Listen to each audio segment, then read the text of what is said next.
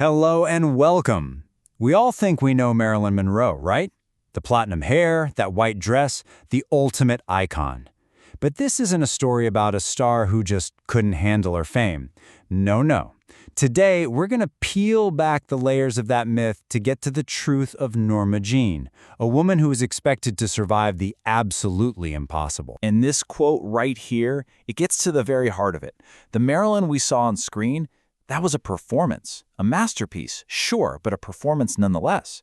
Behind those velvet curtains, she was fighting a deeply personal war, one that involved constant heartbreak, chronic illness, and a relentless attack on her mental health, all while the world just kept demanding she smile for the cameras. So let's start with one of the most public parts of her life, her love life.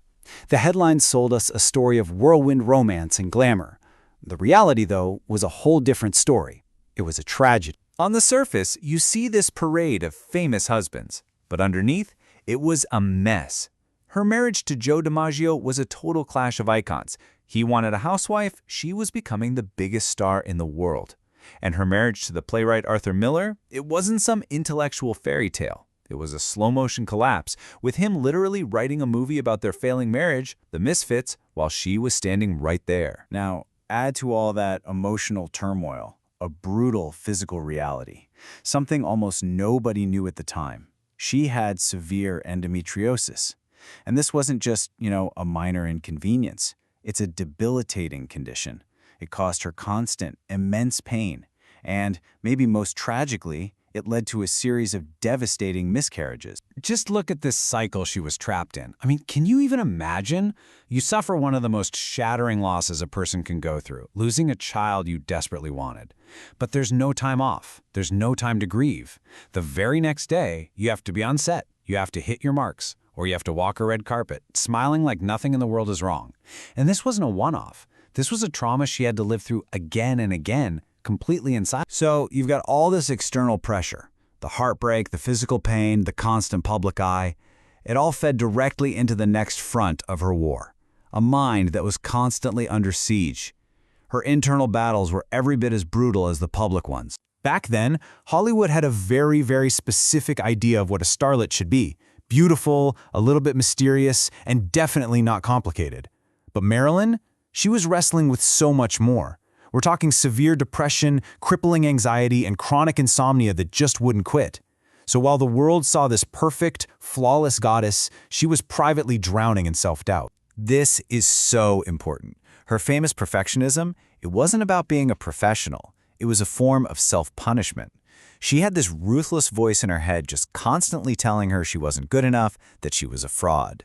So she'd stay up all night memorizing her lines over and over, terrified of being exposed. She played the part of Marilyn Monroe better than anyone, but Norma Jean never ever felt like she deserved the applause. So when you combine that physical pain, the emotional trauma, and this intense deep-seated anxiety, well, it led her down a tragically predictable path. You could call it a prescription for collapse. Think about this number for just a second. 11. That's the minimum number of different doctors we know were giving her pills. From LA to New York. She wasn't just seeing a doctor. She was, as one person put it, collecting them. And each one added another drug to this dangerous, unregulated cocktail of medications. And what were these pills? You had powerful barbiturates to knock her out at night, sedatives to calm her nerves during the day, amphetamines to pick her back up again. The thing is, no pill could actually fix the real problems. So what happens?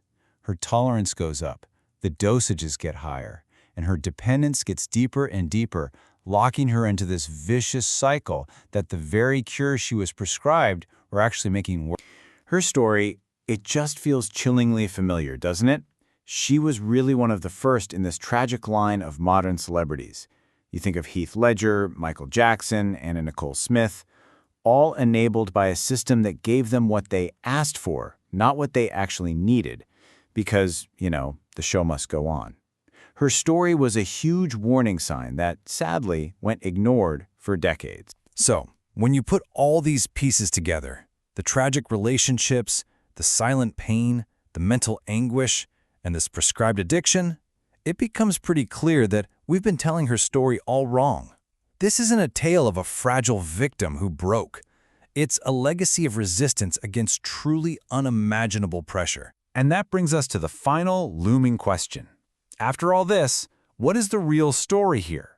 Was she just another casualty of fame? Well, the truth is a lot more specific and a lot more troubling. Here's the bottom line. Marilyn Monroe did not die of fame. She died from the crushing, relentless pressure of being turned into a product, a commodity. Her own image became a mask she couldn't take off. Her real pain was ignored. Her humanity was just stripped away, piece by piece, until there was almost nothing left of the real person, of Norma Jean. And in the end, that's the legacy we really need to remember. That's the whole story. Behind the icon that everyone saw, there was a real woman fighting so desperately just to be known. Her resistance wasn't always pretty, and it wasn't always successful, but the fight itself, that tells us way more about her strength than any glamorous photograph ever could. She was luminous, absolutely. But she was also brave and broken and so much more than the simple myth we were sold.